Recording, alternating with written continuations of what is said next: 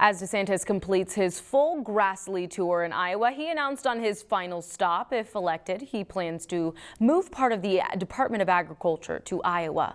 Local 5's Dana Cyril spoke with a local farmer about his reaction to this proposal. Larissa, the move would be part of DeSantis' relocation policy that he hopes to enact if he wins the 2024 presidential election. And DeSantis says Iowa would have first dibs on the Department of Agriculture.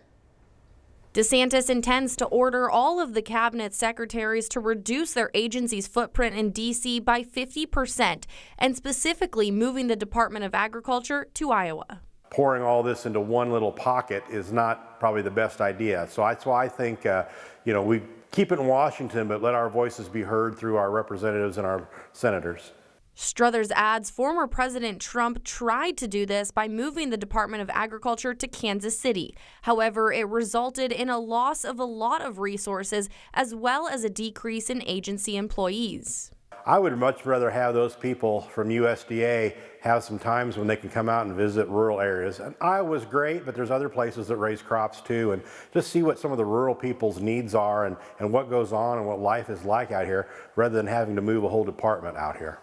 While it would benefit Iowa by bringing a number of jobs and attention, Struthers notes that Iowa isn't the #1 agriculture state.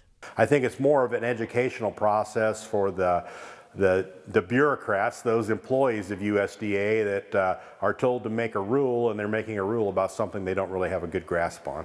And ultimately, Struthers says there is already good support and advocates who know Iowa going to Washington. Iowa being a rural state, I think the people that represent us in D.C. right now have a good feel for what rural Iowa needs and rural areas. I think a lot of the urban legislators from the coasts and other places around the country where there's large urban populations, those people need to see what some of the working people out here in agriculture need.